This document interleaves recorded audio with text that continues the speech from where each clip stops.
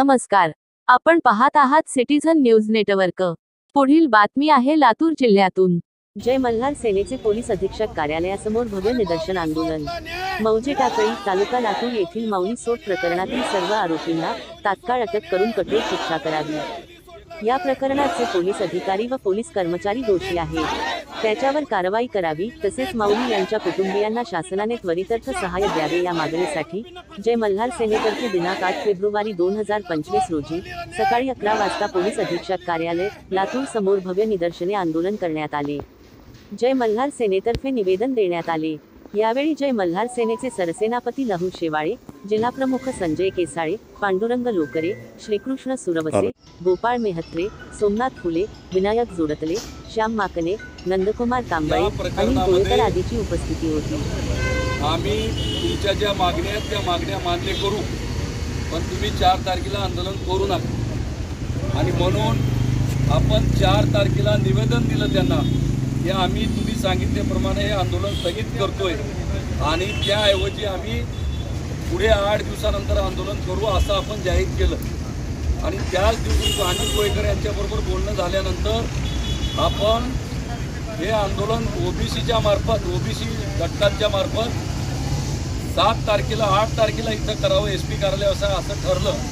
पण काल पुन्हा एसपी कार्यालयांचे फोन आल्यानंतर मीटिंगमध्ये ठरल्याप्रमाणे आज एसपी साहेबांबरोबर आणि संबंधित अधिकाऱ्यांबरोबर 10:30 पावणे 11ला मीटिंग घ्यायचं ठरलं।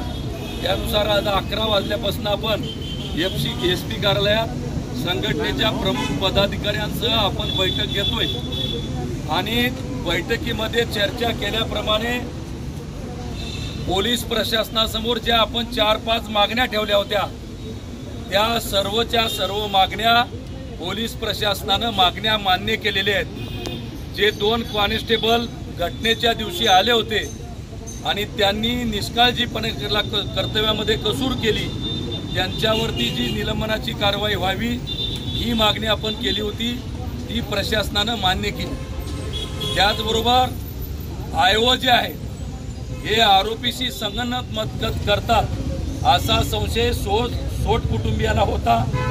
त्याप्रमाणे त्या आयोला बदलण्याचं काम त्याची बदलण्याची ऑर्डर पोलीस प्रशासनानं काढली आहे आणि त्या प्रकरणातून या आयोची बदली करून दुसऱ्याला त्या ठिकाणी नेमलंय।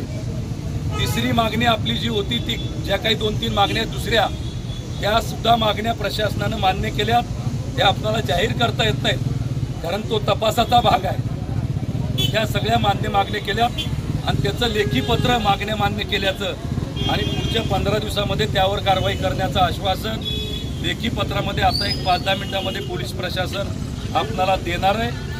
आपण 3-4 महिने थांबलोय, तर आज पोलीस प्रशासन वटणीवर आलंय, तर आपण 15 दिवस अजून वाट बघायला हरकत नाही। तर 15 दिवसामध्ये यांनी दिलेल्या मागण्यावरती कारवाई नाही केली तर यांच्या बोकांडी बसायला आपण आपली संघटना आणि आपण पूर्णपणे समर्थ आहोत, ताकदीनिशी पूर्ण ताकद घेऊन उतरणार आहोत। त्याच्यावर काळजी करायचं काही कारण नाही।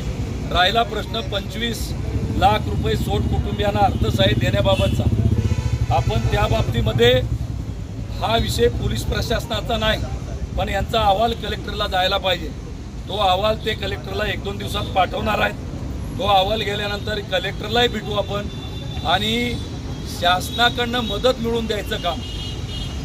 मस्साजोगच्या घटनामध्ये 15-15, 20-20 लाख, 30-30 लाख रुपये त्याला अर्थसहाय्य शासन देऊ शकतं। कशामुळं?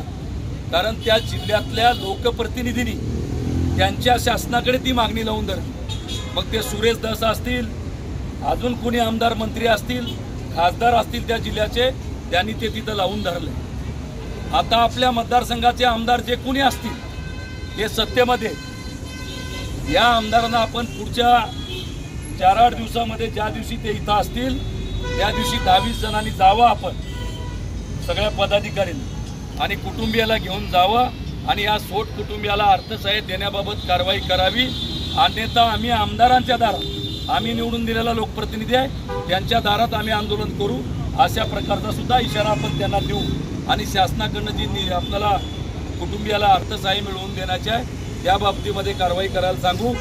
आज आपण जे काही प्रशासनावर प्रेशर आणलं आणि प्रशासनाला आज वटणीवर आणलं आणि आपल्या सगळ्या मागण्या मान्य करायला लावल्या, यात आपला सगळा विजय निश्चितपणे पुढच्या काळामध्ये माऊली सोट कुटुंबियांना न्याय मिळेल आणि माऊली सोट कुटुंबियावर ज्यांनी अत्याचार केलेत त्या सर्वांना योग्य ती सजा मिळण्याच्या अनुषंगाने प्रयत्न राहतील असा निश्चितपणे विश्वास मला या ठिकाणी वाटतो. आपण याच्यामध्ये बराचसा विजय संपादन केला आहे आणि त्याच्यात आपण यशस्वी झालो आहे. निश्चितपणे आपल्या सर्वांचं अभिनंदन करतो. अशीच एकजूट ठेवा, 180 ताकद ठेवा. अनिल गोयकरनी बोलवलं तेव्हा हजर राहा. जिथं जिथं गरज आहे, आता आमदाराकडे बसावं लागणार एक दिवस, नाही म्हणलं तर तिथं ठिया मारायचा कुटुंबियाचं. आणि जोपर्यंत आम्हाला मदत येत नाही तोपर्यंत आम्ही उठणार नाही अशी भूमिका आपण घ्यायची. आणि पुढच्या काळात मला बोलवलं, मी यायला तयार आहे, माझी काय अडचण नाही. माझा हा जन्मजिल्हा आहे. मी जरी संभाजीनगरला राहत असलो तरी माझा हा जन्मजिल्हा असल्यामुळं मला यायला काय अडचण नाही.